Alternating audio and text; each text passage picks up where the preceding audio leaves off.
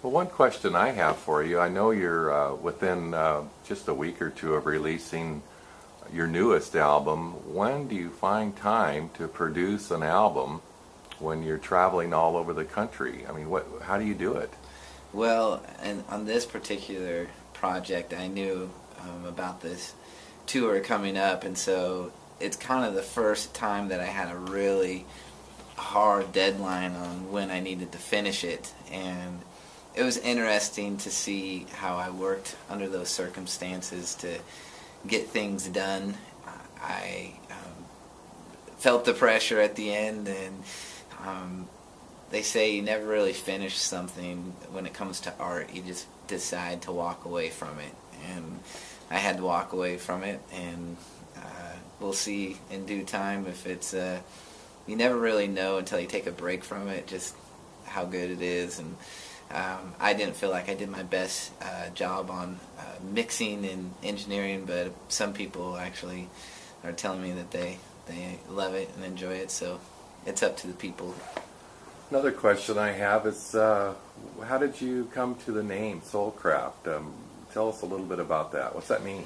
Soulcraft has been in my mind for a while.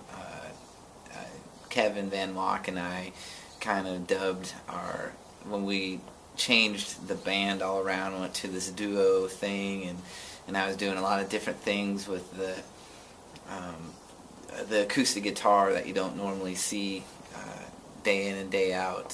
Still, people find it very unique what I'm doing with the effects and loop station and different styles of play, where it's tapping it like August Rush to Jimi Hendrix to doing all kinds of just combining all these unique things. And at the beginning, we're kind of messing around with names, and I always liked the acoustic side of it and soul, and then it just morphed into acoustic soulcraft. And the more I started thinking about it, it had deeper meaning to me, in that the soul is where everything is coming from musically for me. It's the power source of where my creativity is, and at the same time it's what I'm aiming to heal in people is the soul. And there's a difference between the soul and the spirit in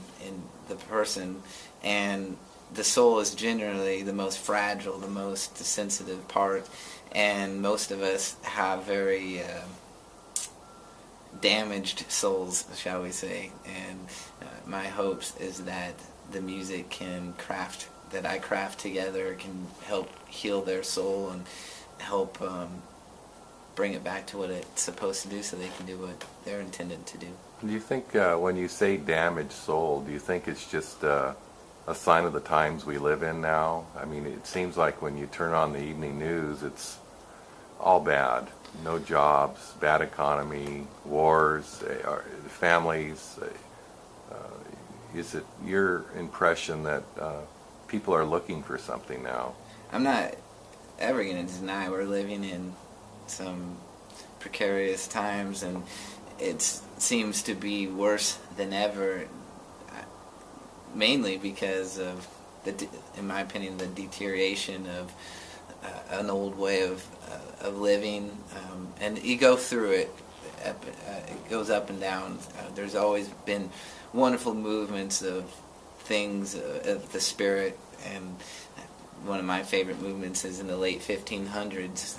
There was a movement then, and I think we're coming upon another one, and my vision is that it will be the musicians, the artists, just like Leonardo da Vinci and those people in his time. They came through in kind of dark ages, and I think it's an awakening of that. So the question of, is it that? I also think that we've lost the ability to feed the soul. We don't know the importance of how to nourish it, how to take care of it, and the society that we're living in is really aimed to take it down, to destroy it, because it's not being fed the things that it needs. And that's kind of the basis of my album.